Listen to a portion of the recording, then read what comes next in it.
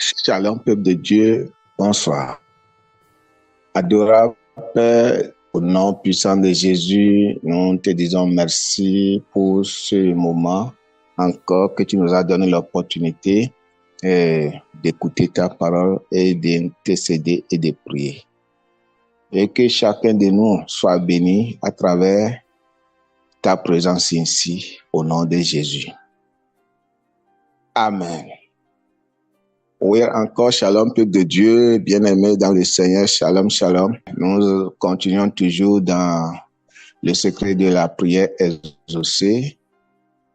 Beaucoup, bien la plupart des chrétiens qui n'ont pas fait l'expérience réelle de la nouvelle naissance, qui n'a pas reçu l'enseignement du Saint-Esprit, bien qui n'est pas dans une église évangélique,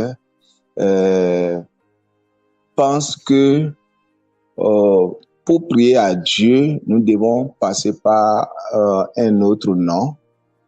Non. Ou nous allons continuer à utiliser le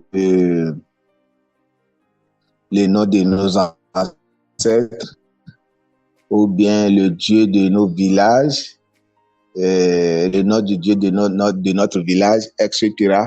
Et ainsi, notre Dieu le Tout-Puissant, le Créateur de la terre et des cieux, va nous exaucer.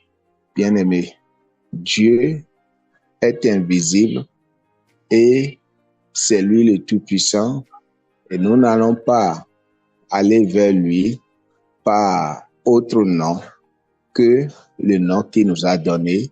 Et quel est ce nom? Le nom de Jésus. Donc, notre prière, toujours, notre demande, toujours doit passer par le nom de Jésus. C'est ça le visa. C'est ça le pouvoir de notre prière. Sans ça, cela ne marchera pas. Ouais. Nous allons regarder dans le livre de Jean, Jean chapitre 14. Jean chapitre 14, en tout cas, Jean chapitre 14, du verset 13 à 14. Cela, il nous dit, tout ce que nous allons demander, c'est de demander au nom de Jésus. Nous devons demander au nom de Jésus et pas dans un autre nom. Tout notre demande doit passer par Jésus. Amen. Mais si notre demande ne passait pas par le nom de Jésus et passe par autre nom, bien aimé, ça ne marchera pas. Là, je suis là. Regardez, Jean 14, verset 13, verset 14 et verset 15. Je lis. Et tout ce que vous demanderez en mon nom, je le ferai, afin que le Père soit glorifié dans le Fils. Ça, c'est le verset 13. Le verset 14 dit, si vous demandez quelque chose en mon nom, je le ferai.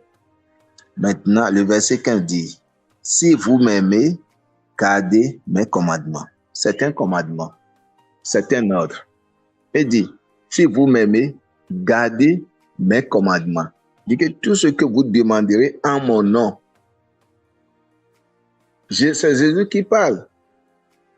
Donc, le visa, le succès de notre prière, le cachet, lorsque au commencement, Jésus, la fin, Jésus, c'est ça le cachet. Bien-aimés, si dans nos prières, si nous ne mettons pas ce cachet, et peut-être nous continuons de prier comme les autres religieux et qui dit Marie, Mère de grâce, aie pitié de nos entrailles.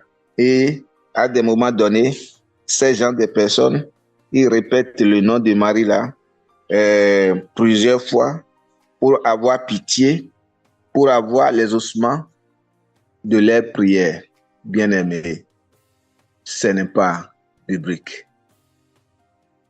Je vais même te dire que ce Marie, la mère de Jésus, donc nous adressons la prière, donc nous nous inclinons pour adorer, a reçu la vie sauve par son Fils. Oui, l'enfant est venu par lui, c'est par la grâce de Dieu.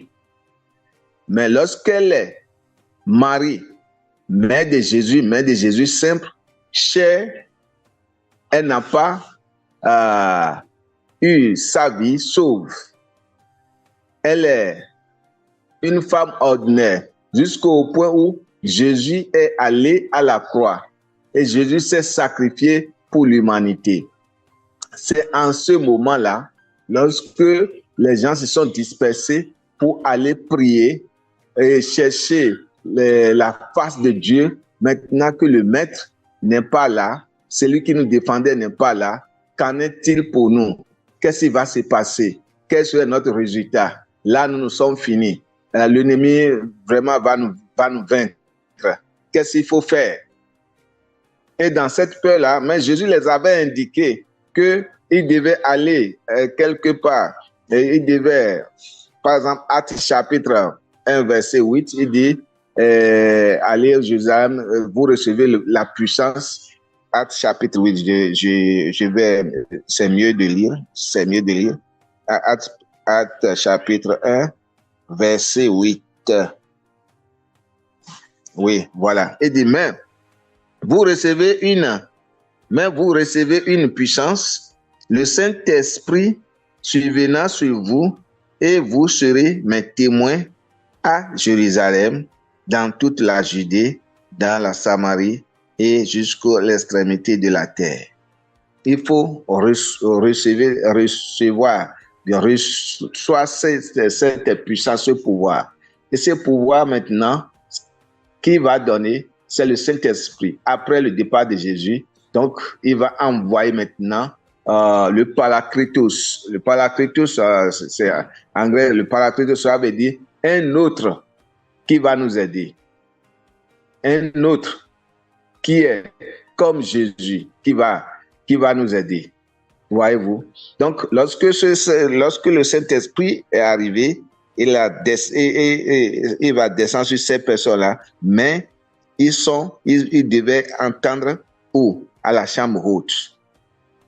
Et lorsque nous continuons, bien-aimés dans le Seigneur, parce que ce que nous disons ici ce soir, qui a donné toutes ces explications, c'est quoi? Le succès de ou bien le secret de la prière exaucée.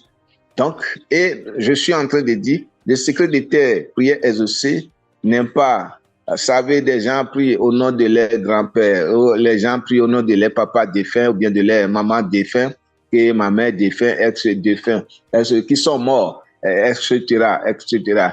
Ou bien ils prient au nom de leur Dieu du village, et que le Dieu que ma famille serve, bien aimé. Non, ça, c'est d'attirer la puissance satanique, démoniaque sur soi. Et c'est d'amener la malédiction sur toi. Et ça fait que à chaque fois, tu serais toujours arriéré. À chaque fois, les choses seront bloquées. À chaque fois, tu serais en train de tourner en rond. Donc, vous voyez. Et je suis en train d'expliquer pour dire, quand on rentre dans la religion, nous avons vu, parce que Marie, Dieu lui a fait grâce et il a donné la naissance à notre Sauveur parce que Dieu a voulu cela comme ça. Et les gens, les Romains, ils ont pris cela comme un prétexte, comme Marie est encore une autre Dieu qu'il faut adorer. Et voilà, et ils le font à leur manière. Mais lorsque cela continuait, vous savez, les jours avancent et Nous avons vu dans les Écritures, et nous allons voir ça maintenant, dans les Écritures, quand après la mort de Jésus, et quand ils sont retournés maintenant à Jérusalem, dans la chambre pour prier, et qu'est-ce qui s'est passé? C'est ce moment qu'il a reçu le Saint-Esprit, c'est en ce moment qu'il a reçu le salut, c'est en ce moment maintenant, lui aussi peut adresser une prière vraiment sincère à son Père à travers le nom de Jésus. Voyez-vous? Et là, nous allons regarder dans Actes chapitre, toujours chapitre 1, le verset, du verset 13. Bon, nous allons aller du verset 14e verset. Nous allons du verset 12 au 14e verset.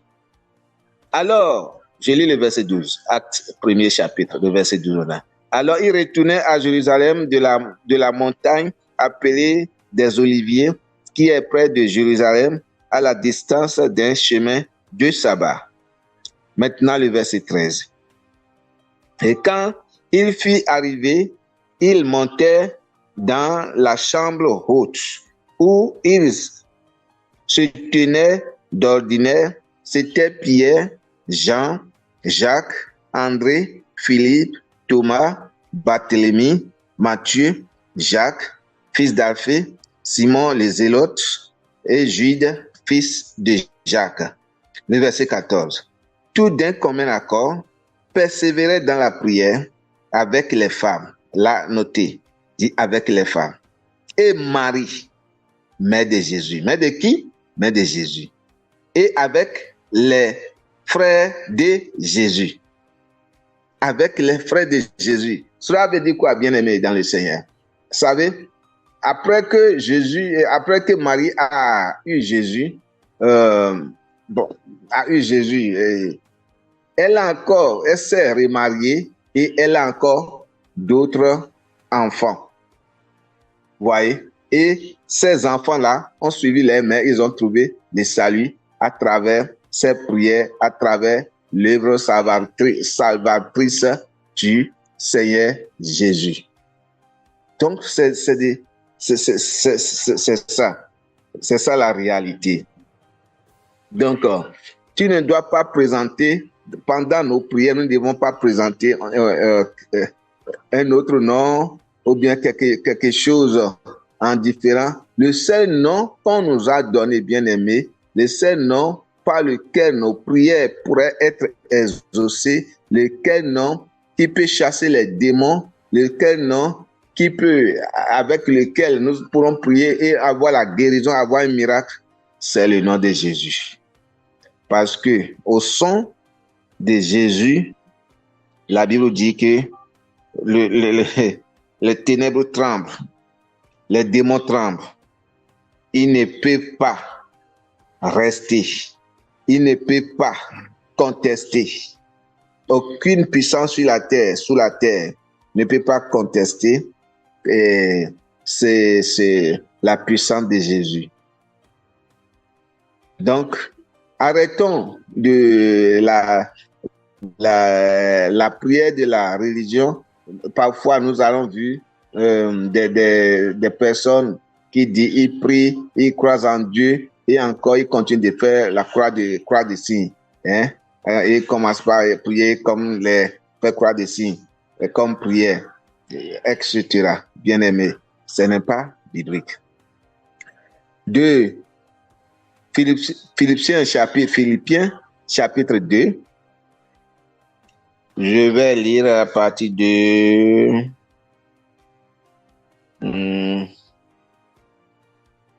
Je viens.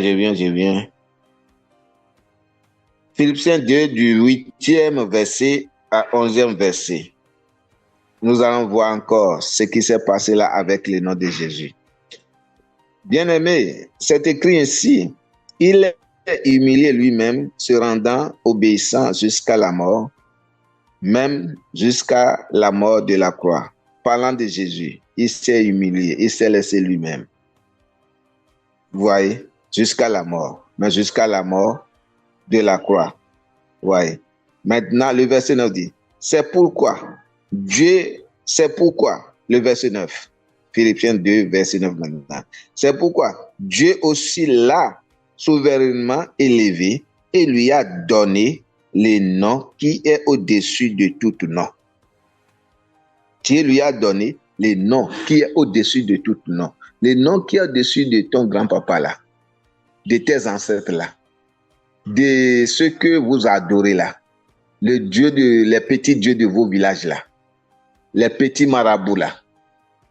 C'est que le nom de Jésus est au-dessus, en haut, a le pouvoir suprême. Donc, pour adresser, communiquer avec Dieu, nous devons aller à travers ce nom. C'est là, les démons tremblent. La maladie n'entend pas ce nom. Au nom de Jésus, le goitre s'évapore, ça se déchire. Au nom de Jésus, le cancer, ça se fondre. Vous voyez? Donc, le verset nous dit, c'est pourquoi aussi Dieu l'a souverainement élevé et lui a donné des noms qui est au-dessus de tout nom. Le verset 10 maintenant. Afin qu'au nom de qui? De Jésus, tout genou fléchit dans les cieux, sur la terre et sous la terre. Tout genou. Quand on dit tout genou fléchit, il n'y a pas cette maladie, il n'y a pas cette difficulté, il n'y a pas ce problème que tu traînes pendant un moment. Bien-aimé, là, au nom de Jésus, et si tu connais l'existence, et c'est que tu connais l'existence de Dieu, et tu sais que vraiment que Dieu existe, et il est le rémunérateur de ceux-là qui le cherchent, bien-aimé, tu verras la guérison au nom de Jésus. Tu verras la main de Dieu au nom de Jésus. Tu verras ce résultat. Pourquoi tu pries? Et c'est ça. Il ne faut jamais mélanger. Il ne faut jamais faire le mélange du nom et autre nom. Il faut être vraiment un chrétien qui connaît. Il faut être vraiment un chrétien qui connaît la voie. C'est pourquoi Jésus a dit, dans Jean 14, verset 6, il dit, je suis le chemin. Il est le chemin par lequel nous allons passer et avoir nos miracles et avoir le succès de nos prières. Le seul chemin, bien-aimé. Le seul chemin. Il n'y a pas d'autre chemin. Il ne faut pas laisser les gens te trahir. Dire, voilà, il y a tel chemin, ou bien ils vont te dire, non, il faut répéter telle somme pendant combien de nombre de fois. Et quand tu répètes cette somme-là, maintenant, tu auras tel miracle. Dieu n'aime pas la sorcellerie. Dieu n'aime pas un magicien. Quand on te parle de cette façon-là, on t'enseigne maintenant la magie. Les sorciers aussi prennent la parole de Dieu pour faire magie. Les marabouts aussi connaissent bien la parole de Dieu. Et ils vont puger de ça pour faire de la magie. Bien aimé, un chrétien écoute le Saint-Esprit. Un chrétien, il est instruit par le Saint-Esprit. Il n'est pas instruit par les hommes qui ne connaissent pas la vérité et on embrouille. Non. Mais pour que cela ne se passe pas sur toi, c'est à toi maintenant d'être toujours à côté de la parole, comme Jésus a dit, être toujours là, jour et nuit, méditer. Tout ce que nous avons vu maintenant, pour pas que cela se finisse ici, bien aimé, après, il faut aller passer sur Scripture, faire l'étude de toi. Le Saint-Esprit va t'éclairer. Donc, c'est ça. Donc, vous voyez, dit que le verset 11 maintenant.